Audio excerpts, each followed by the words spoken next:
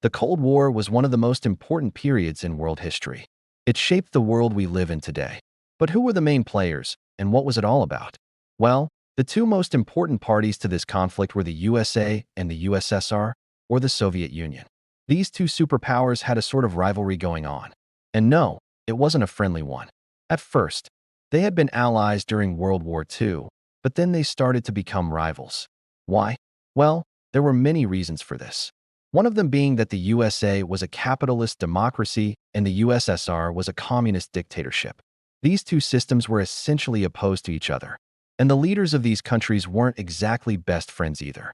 You had Harry Truman, the leader of the USA, and Joseph Stalin, the leader of the USSR. Now, both of these men distrusted each other a lot, and this made the relationship between their countries very difficult. Another reason why these two became rivals is because they both had powerful weapons.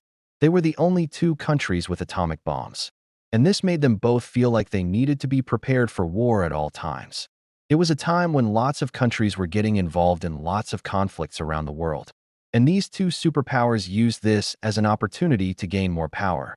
They supported different sides in different conflicts. For example, the Korean War. This was a conflict in which both of these superpowers got involved. The USA supported South Korea, and the USSR supported North Korea. So was there a winner of this Cold War? Well, not really. In 1991, the Soviet Union collapsed, and this meant that the USA was the only superpower left. However, this doesn't necessarily mean that the USA won. Some people argue that the USA's victory was actually the Soviet Union's victory because the Soviet Union achieved its goal of defeating the USA in a war. The Americans spent a lot of money on the military during this time period, which led to the collapse of the Soviet Union. So in a way, the Soviet Union defeated the USA.